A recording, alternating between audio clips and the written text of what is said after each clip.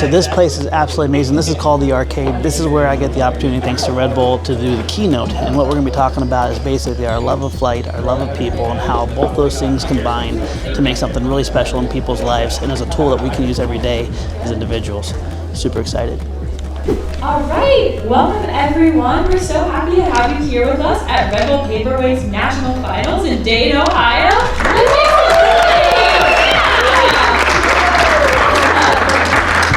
So with me, I have Josh Bixler, the President and CEO of Flight Test. So everyone give a warm welcome to Josh. Flight Test was started in a garage by a group of individuals passionate about flight and community. From drones to fixed-wing RC to full-scale flight, they are a one-stop getaway to the most exciting hobby in the world.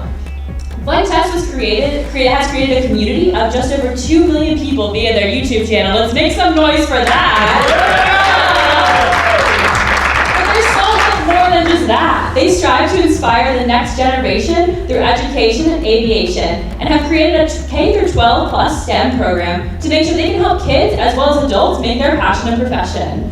Flight Test also has an advocacy arm called the Flight Test Community Association, which is their 501c3 charitable organization that serves to work alongside the FAA and Congress to help protect and keep the hobby, the hobbyists, and aviation as a whole safe, affordable, and as accessible as possible.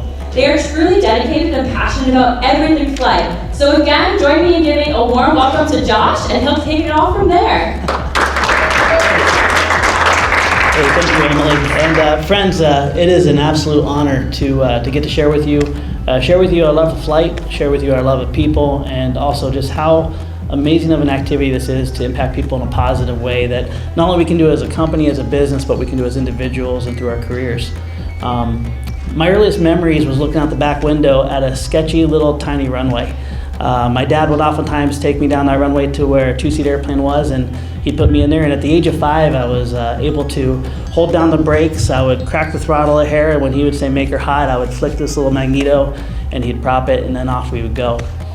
As years went by, that sketchy runway simply became too sketchy to fly. And that's when we opened up a new chapter in my life to this day, which has impacted me in ways that I don't think I'll fully ever be able to unpack until I'm an old man. But that was model aviation. That was the act of building together, flying together. And when I was around 7 years old, my dad would come home and we'd take a balsa wood kit. And I don't know if you guys have ever built balsa wood airplanes before, but stick by stick, day by day, sometimes month by month, you put these things together. And as a 7-year-old kid, I'd put my heart, soul, spirit into these planes, and then walk in the backyard with my dad, and we'd launch it, and I would get maybe 15 seconds of flight before I put it into the nearest tree. And to this day, I don't know, but there was debris higher than I ever knew I flew. So I don't know how that happened, but it happened. And I looked up at my dad with tears in my eyes, and I would say, I crashed, I failed. He'd pat me on the back, and we'd proceed to pick up every single piece of that airplane and then go back for another 3 months just to shoot for 20 seconds. During that time, 3-4 years, I never got a successful flight. I never got a good experience, but what I did get was a lifetime of memories with my dad, the encouragement. And as we would go around to different flying events and models and full scale, he would point out an airplane and say, do you know why that plane flies that way? Do you see the shape of that wing and what that means? And do you know why that plane, the history behind it and why they designed it that way? I didn't realize, but he was instilling seeds in me that would be an education that would enable me to design aircraft today. But more importantly, what he gave me during those times of failure was a shoulder time where the conversations happened, where the memories were made, where the encouragement took place, to know that failure is not a bad thing. Failure is one of the most special things we could ever be blessed with. Fast forward 20 years, I'm married to an amazing woman, and I have some very, very young kids. And we were heavily involved in youth ministry, and we noticed a terrible disconnect within families, within friends, where people are created to have relationships with one another. And we wanted to see that change. So my wife and I, talked about it, and the one tool I had, and the one thing I kept going back to was the memory of my dad building airplanes, flying, crashing, failure, and then the whole process being repeated. So we started a flying group. We were like, let's go ahead and start teaching people how to fly. Let's start teaching people how to design planes. And as we went out to try to encourage people, hey, come on over, let's build some planes and fly them, we got 3 main arguments. It was, it's too expensive, I'm gonna crash, and it takes too long. So we had to develop a way to combat that argument. I'm a cheapskate, by the way. I don't like going to the hobby store. I don't like running out and having to special order something that gets me in the air. But what I do love is Dollar General. Can anyone testify to that? Yeah. There's a material called foam board in there, and there's popsicle sticks, and there's tape, and there's hot glue. And I thought, if someone can go to Dollar General and they can build an airplane with this, how cool would that be? Where you could say, no, you don't need to spend hundreds of dollars. Do you have enough money for a video game? Generally, the answer is yeah. And so what we proceeded to do was to start designing airplanes and building airplanes out of common everyday materials. And those common everyday materials gave people the freedom to be able to not worry about the crash. And we started using common techniques. Has anyone ever built a flight test plane before here? I remember talking to you earlier today. It's like origami. And if you could fold a plane together and make it take flight, there's something special that happens. There's something amazing. And when that plane gets rolled into ball, which inevitably it does, guess what you do? You grab another piece of foam and you go back and you do it again. That built the foundation of what Flight Test is today. And as we were teaching people how to fly, a mutual friend introduced me to the gentleman that ultimately created the YouTube show, Flight Test. And from that gave birth to the 3 E's: entertain, educate, and elevate the world of flight. Those mean so much to me to this day because those are the tools that we use. And as we look at entertainment, again, I go back to my childhood and all those crazy feelings I had where failure after failure after failure is had. We had to have a YouTube show that would give people the opportunity to fail and take on a challenge and boldly go after it. And when they failed, they learned something from it. And when they learned something from it, they went back and attacked it again. You can stumble into a victory, accidentally one time and be done and moving on, or you can have 100 failures that teach you 100 different ways to attack a problem. So when we decided to do Flight Test, we knew that we had to keep the crashes raw. We had to keep the challenges real. Where if someone says, make a pig fly, we're gonna make a pig fly. And I'm gonna slam that thing into the ground 100 times until I make that pig fly. But what happens from that is you learn how to do different techniques of flight. You learn how to make the wings look different. You learn how to move the center of gravity. And all those things stay with you. The other part of it is educate. Flight is an amazing tool where not only do we learn something from our failures, but it also gives us a passion that we can grow in, and it gives us a knowledge that we can share with other people. That education was really, really important to me. I don't know if anyone of you can relate, but I was a terrible student from K through 12. School was not my forte. School was my struggle. School was frankly the thing I dreaded every day when I woke up. It wasn't until I was married, 5-6 years later, after I was married, I got a passion for flight and realized I can take what I've always dreamt of doing and I can get money and I can make money and I can build a business around it. How would that change the world is if we could go into kindergartners, if we can go into elementary schools, middle schools, and high schools and let people make their passion their profession and let people understand the importance of reading and sciences and physics, but apply it to what's been put in their heart that they're passionate about.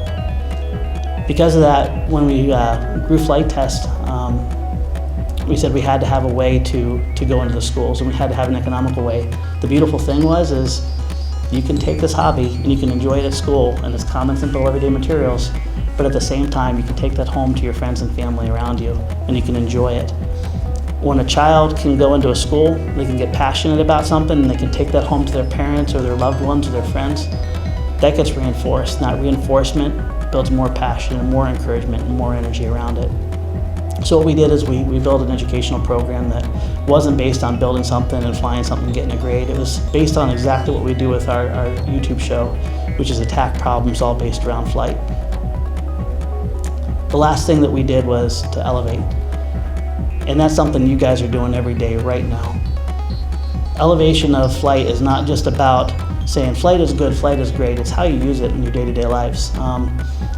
We were in the lobby earlier today, and I made probably 4 or 5 friends building this simple little airplane right here.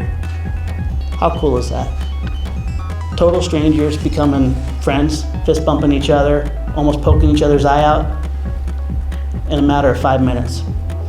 that is the beauty of what Flight gets to do in our daily lives, and that's the beauty of what you guys can do in other people's lives as well too.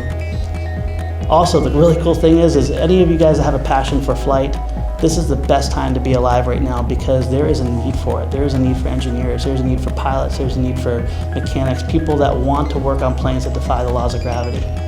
How cool is it that we can take a simple piece of paper and we can fold it and we can sort it across this room? That's a piece of paper. But that piece of paper was also the thing that started with what we're going to soon see in Dayton Air Museum. Someone said, I had a great experience. I flew this across and flew, man, the flight's pretty cool.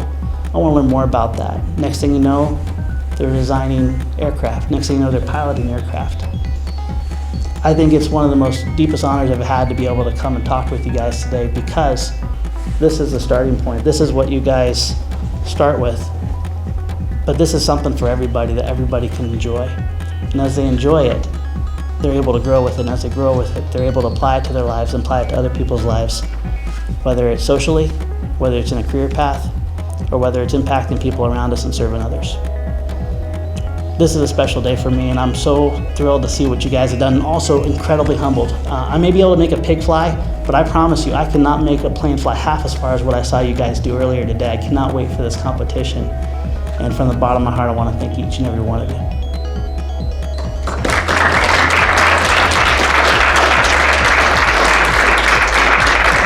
Well, thank you so much. We are just so honored to have you here, but we would like to open it up. Does anyone have any questions for Josh?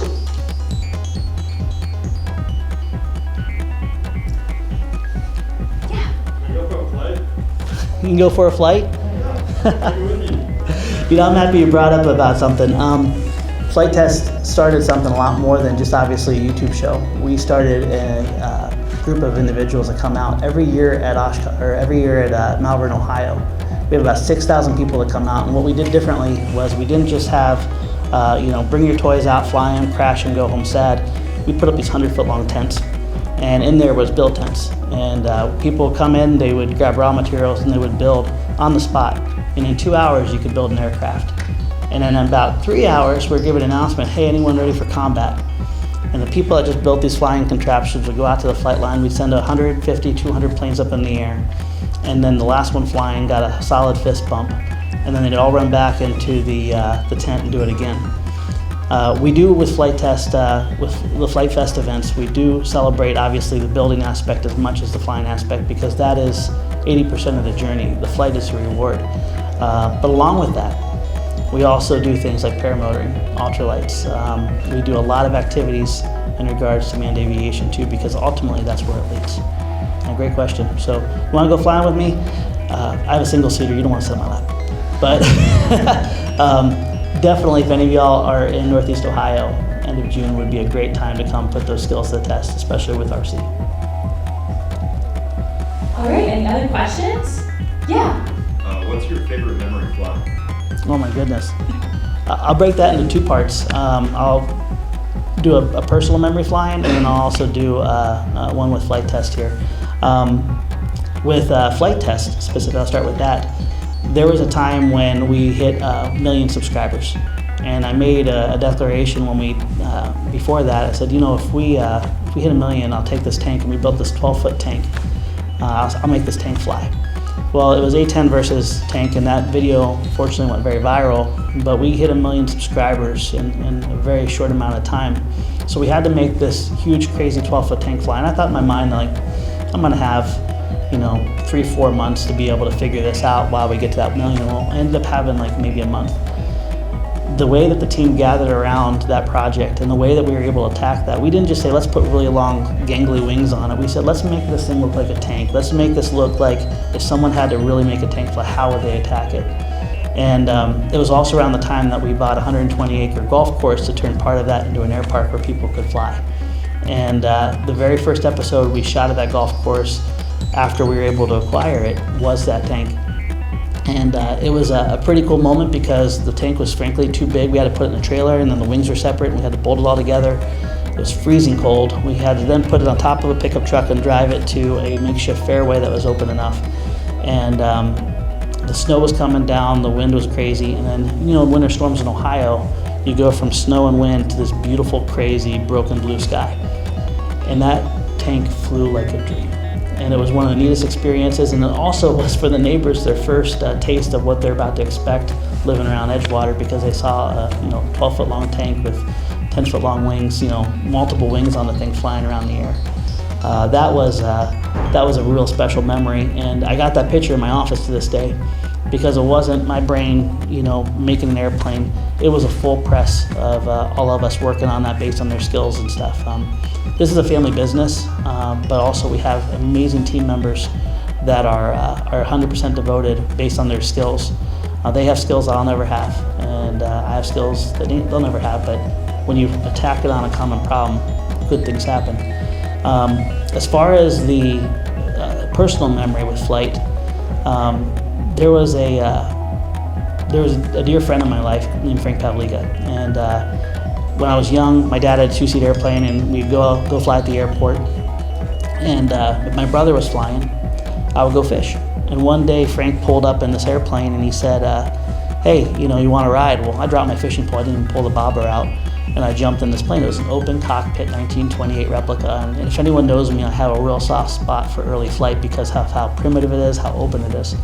And what that causes me to get grounded for multiple weeks because there was a missing fishing pole, and I was up in the air hanging out this guy's airplane, and then we proceeded to buzz my family's property down that old makeshift runway, and all my mom saw was me hanging out the side waving hi to her. And from that point on, there was a spark for that specific plane, the Peyton pole. Sadly, my dad passed away coming on 10 years ago, and I remember talking to my wife. I was like, man, my kids are never going to have this memory of my dad for this or that or the other thing. And my wife is sharp as a whip. She said, that's your job, that's not his job. So we saved up and we bought a replica Peyton pole, and then we restored it, and that became part of our family for a long time. Now, this is my son, by the way, right here. He's built like a lumberjack, and he can't fit in a Peyton pole. So it never got my kids in the air, but the memories we had was just truly special. And flying a piece of history takes you back in time. Every plane has its own personality. Every plane has its own experience it gives you, whether it's general aviation or whether it's model aviation or whether it's frankly a paper airplane. They give you those abilities to appreciate it no matter how much time has gone. So that was, I still remember this day, first open cockpit experiences, the smells, the sensations of flying in that plane, and it was pretty magical. Thank you. All right, thank you. Are there any other questions? Yeah? When you guys are thinking about new videos, what's your strategy? That's a great question. Actually, you guys are, and the community is. In the front part of where we build, there's 3 couches, and on Monday we'll plop down on those couches and we'll talk about what inspired us and what we saw going on and stuff. If there's a movie coming up, if there's a crazy, contraption we saw that, Hollywood says it should fly, but we're not sure if it would, or if there's frankly an email that pops up saying, hey man, I really would like to see you guys do this. Sometimes it's ego. With the whole thing with the getting the grounds and the vision of having a community destination location, I was told multiple times that would happen when pigs fly. So the very second episode we did, I was like, son of a gun, I'm gonna make a pig fly.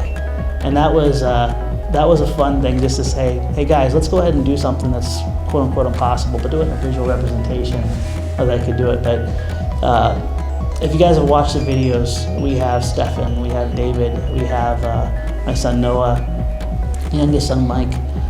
We all have different bends and different passions, and oftentimes things just come up saying, man, I would love to do it if we could do X or Y or Z. Sometimes we just want to mess with the neighbors and, make a UFO go through the sky.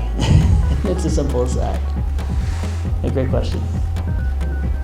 Awesome. Did I see one more hand up there? Leah? I was gonna ask you what the biggest craziest thing is, but maybe that would be tanks. So then I thought, unless you have an answer, what's like the most difficult project you worked on, and how did you and your team kind of approach it? I like that.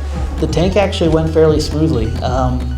There was one that was kind of a crazy experience. We wanted to do a World War II reenactment. So I built this big foam board battleship that was 17 foot long.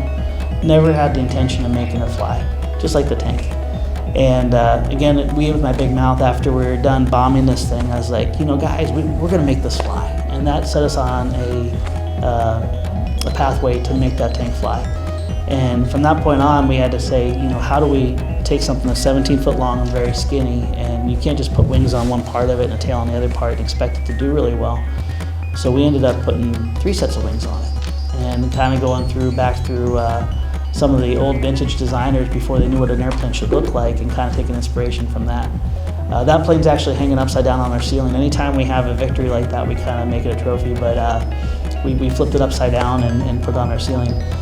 We ended up having to kind of take a weird approach to it, but at the end of the day, that plane did get in the air, and it actually flew pretty darn good. Thank you. Awesome. Well, I think that's all the time we have for now, but thank you so much again for this event. Can we give Greg a round of applause?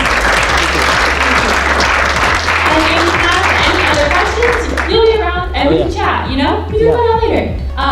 So for now, feel free to grab a can of Red Bull, and we're going to move on to our next activity, so feel free to do that and mingle about. I did also want to remind everyone that we would love if you posted about this event on your social medias, but if you do, we would love you also did hashtag Red Bull Paper Wings at Red Bull USA, just so we can see all the great posts. So again, thank you all for being here. Thank you so much, Josh. Thank you, guys.